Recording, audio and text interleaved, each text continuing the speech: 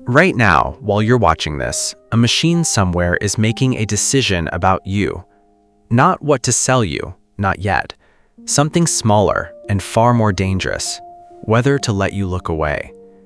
The people who built the app on your phone studied one question harder than almost anyone else on Earth. How do you stop a human being from putting something down? They found the answer, and the moment they found it, they stopped selling you a product. They started selling you. Not your money, not even your data exactly, something underneath both, something so valuable that entire economies now run on it, and so invisible that most people never feel it leaving their hands. By the end of this video, you'll know exactly how that theft happens, why your brain has no defense against it, and the one shift in thinking that lets you take it back.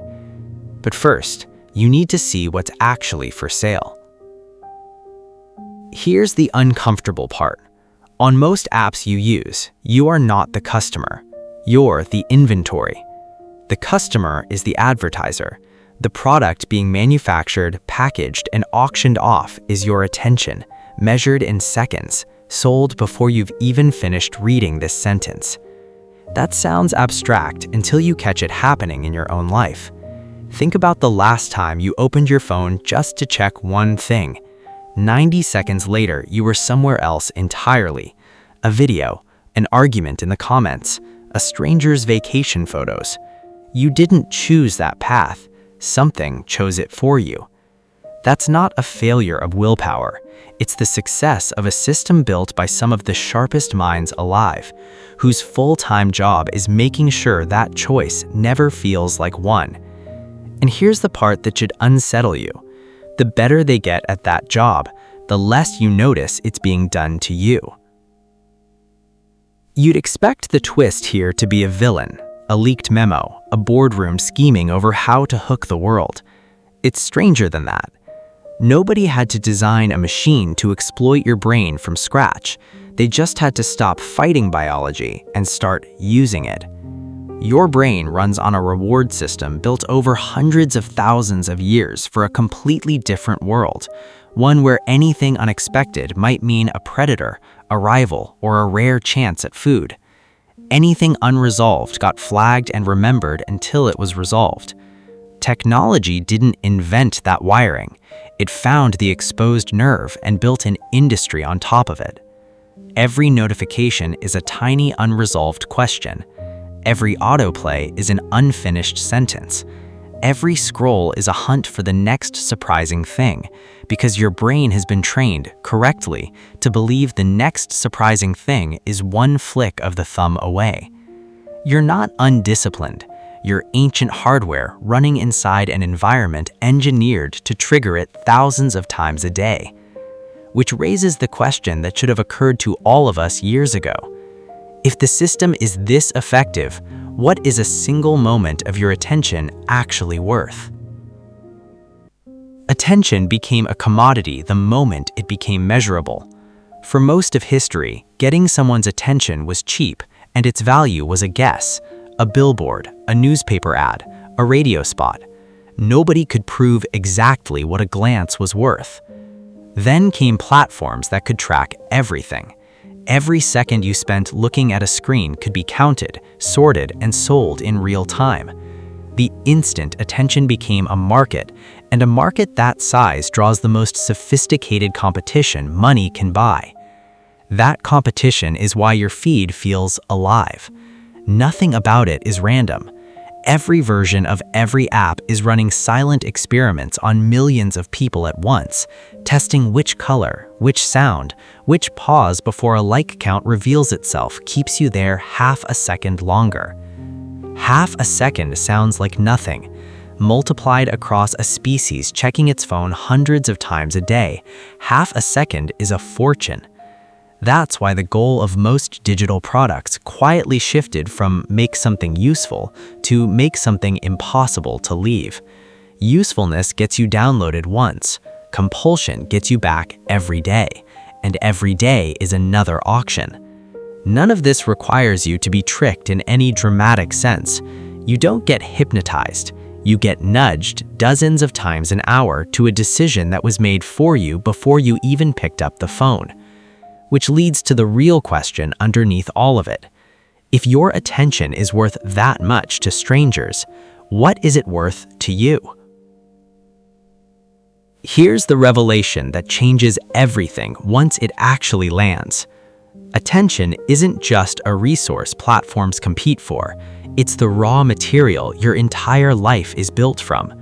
Where you point it, hour after hour, year after year, quietly becomes the shape of your skills, your relationships, your income, your identity. Nobody drifts into mastery. Nobody drifts into a strong marriage or a healthy body. Those are compounded attention, paid in small installments over years. Which means every time your attention gets pulled somewhere you didn't choose, it isn't a neutral event. It's a withdrawal from the only account that was ever going to fund your actual life. Here's the part almost nobody says out loud. The people who compete for your attention are not competing with each other. They're competing with your future. Every hour spent inside someone else's engineered loop is an hour that will never build your body, your business, your skill, or your bond with the people who actually know your name. Unlike money, that 1 hour cannot be earned back. It's the one truly non-renewable resource a human being has.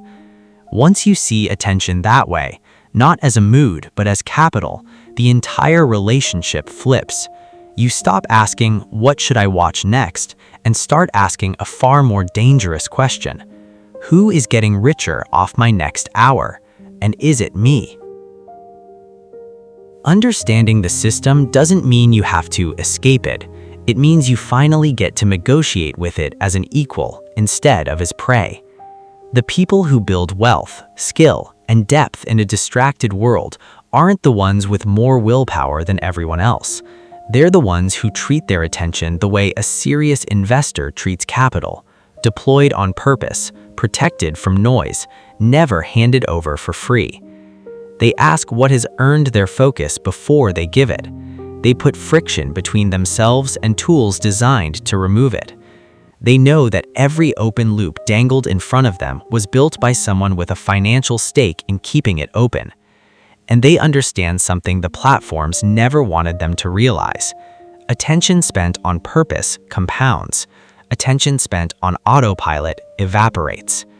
The same hour can build a fortune or vanish into a feed. The only difference is who decided where it went.